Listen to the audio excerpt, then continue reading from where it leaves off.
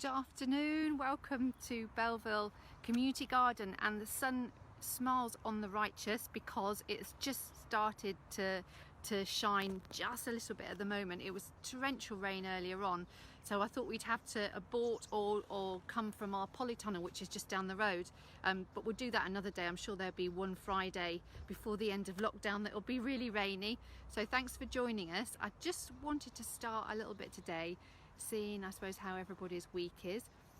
Last week I'd had a bit of a hectic end of the week when I dropped my phone on the M8, but found it again, and thanks to a friend of Mag's, Copeland, I've got it all repaired and as good as new, if you can believe that. So I've got my own phone today, so I feel much happier now.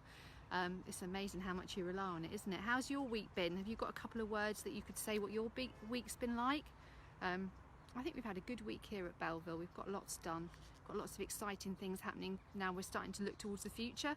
Has anyone had a hectic week? Has anyone had a quiet week?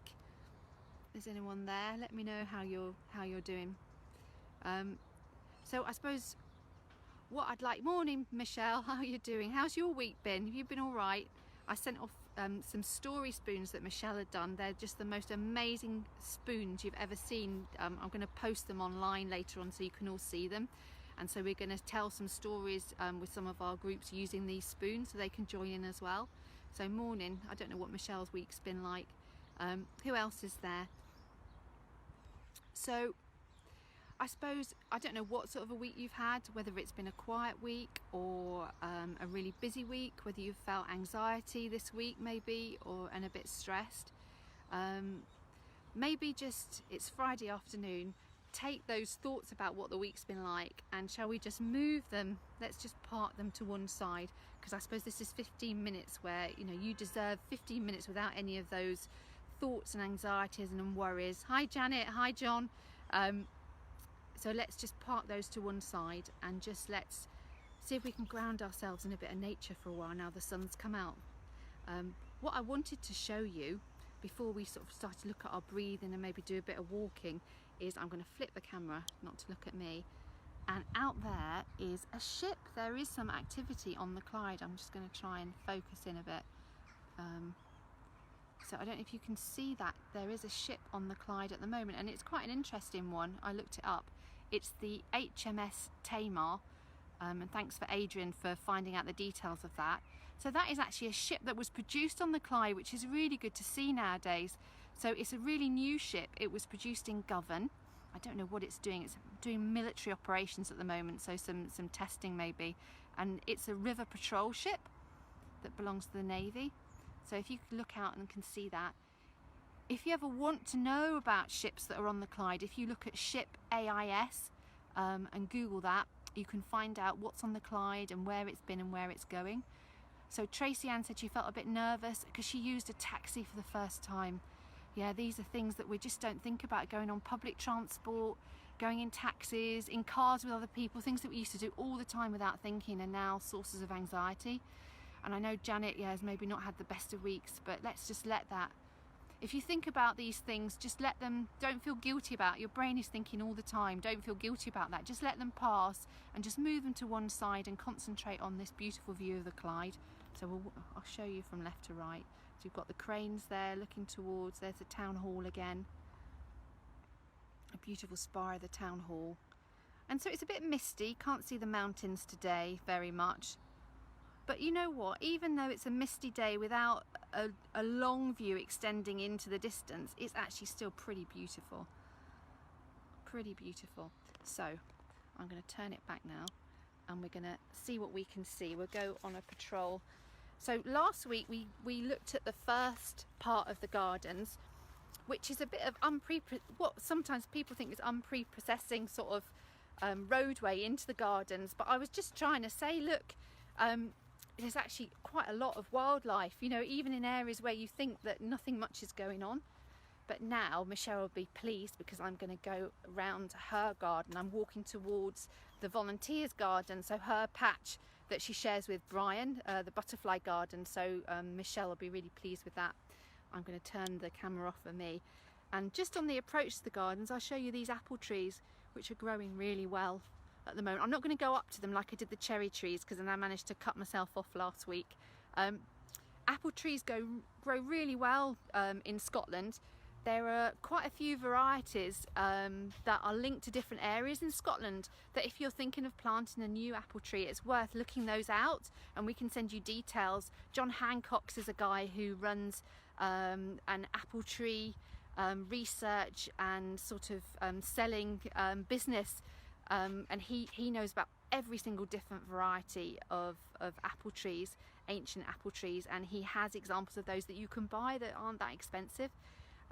Some of them have got the most fantastic names, so I'll share some of those maybe next week. So I'm not sure what these look like.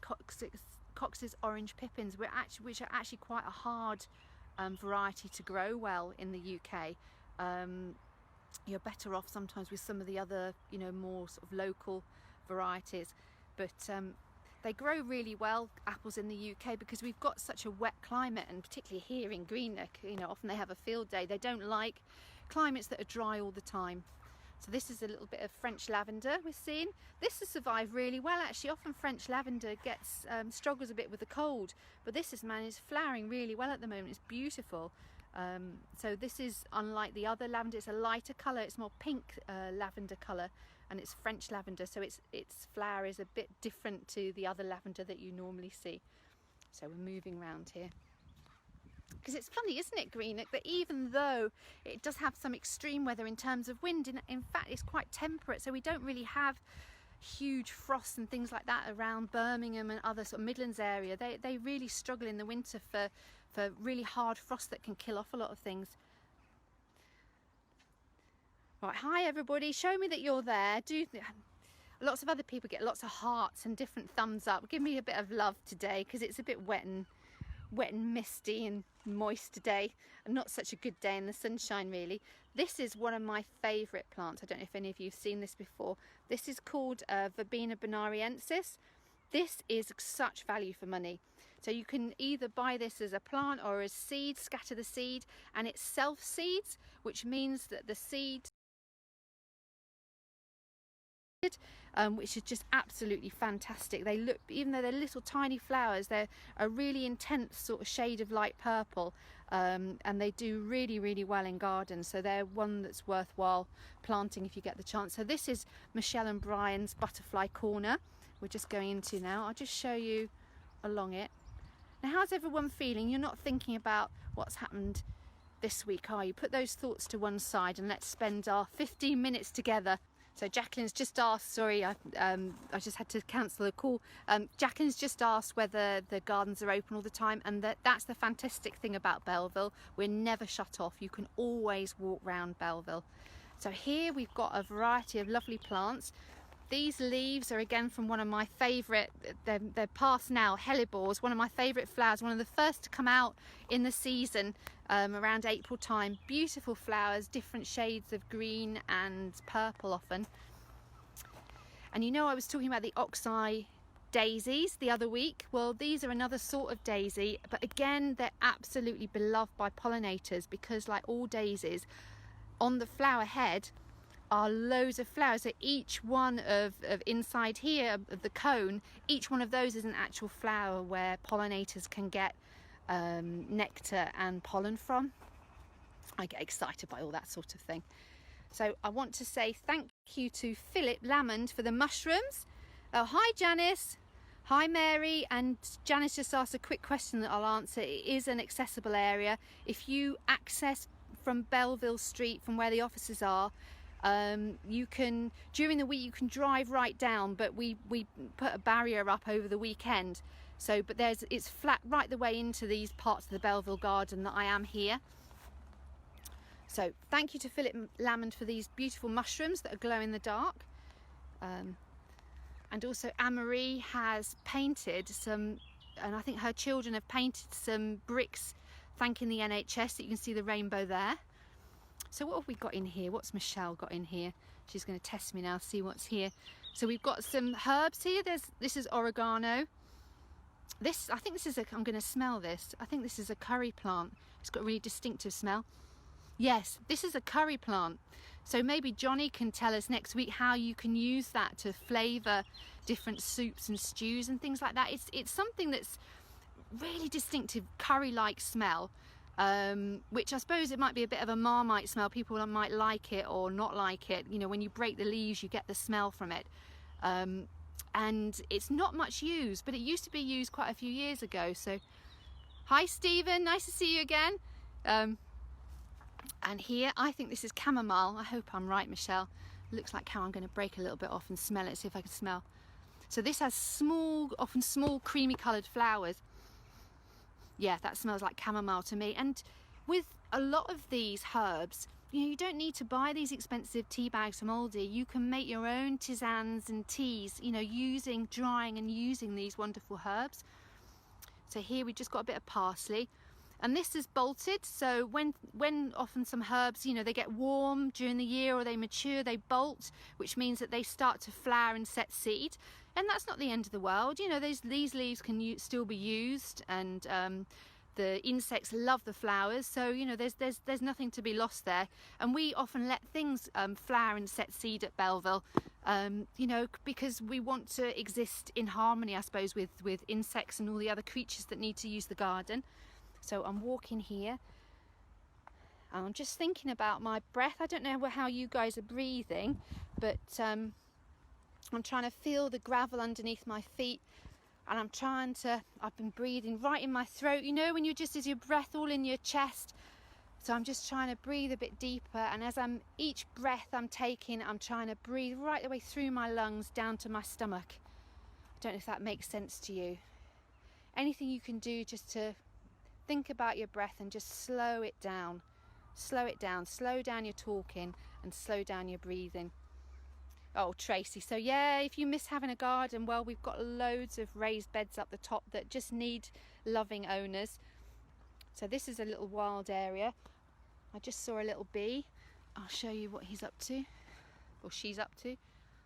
She'll rest a minute. Yeah, so that again is another early bumblebee. So nearly every single bumblebee we've seen has been an early bumblebee, and this has been on these brambles. So again, this is something that you might just clear away, but brambles are a fantastic source of pollen for bees, particularly this time of year, and they're great as forage for using for cooking as well, aren't they?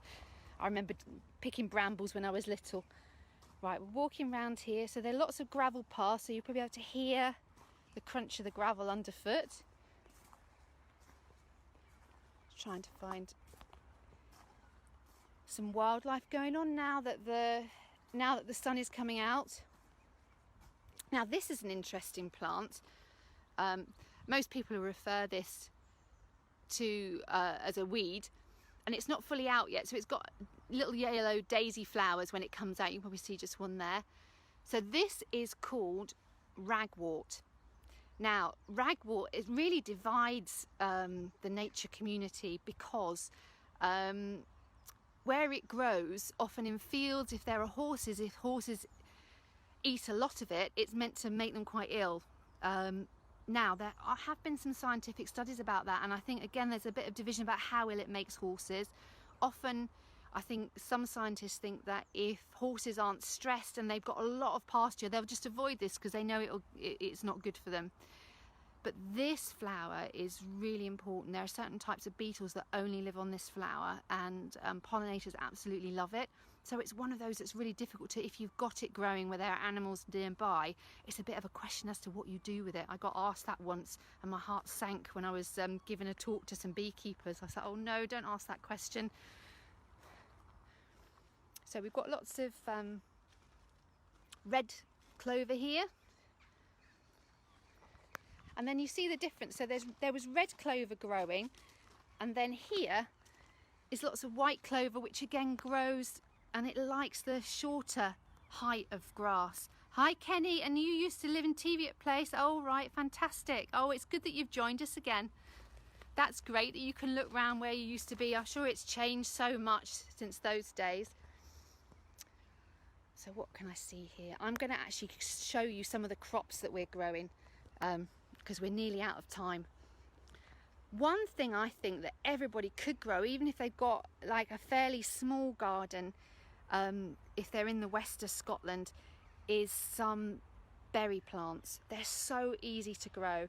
They're so easy to grow, so much that if you were to just chop a piece of this off later on in the autumn and stick it into the ground, it would probably grow as a plant for the next year. And they grow like bilio here because of the rain that we get and the sunshine. So let me show you. These are black currants, and you can't buy black currants in the shops, you know. So here is some here, look. So you can make, you know, black currant tea with these and jam, or you can just enjoy them as they are. But again, you can't find them in the shops. I'll just show you. So we've got some black currants here. Oh, the sun's really coming out now. I hope you guys are able to come and feel that on your face at some point today. And so we've got a massive bed of black currants here. You know, and at the end are something else that grows really well around Greenock, gooseberries. So if I hold them up, they're prickly, so watch out. So these are gooseberries. So you get green gooseberries and you can get red ones, and the red ones are often really sweet. And if you let these grow, you can thin them out earlier in the year and take the thinnings. They're quite bitter, but you can use sugar with them to make a pie or something. But if you let them grow later on until they really ripen, they can be sweet enough to eat without sugar. And again, they're quite a rare, I don't know if you've ever seen gooseberries in the shops, but they're quite a rare one in the shops nowadays. And it's great to harvest things out of your garden. And literally, they don't need anything really doing with them. You can give them a little trim back earlier in the season if you want, but really you don't need to touch them at all. So I'm going to say goodbye from Belville. It's been lovely to share 15 minutes with you again. I feel my breathing's just a bit better. I'm relaxed. I'm really looking forward to this weekend.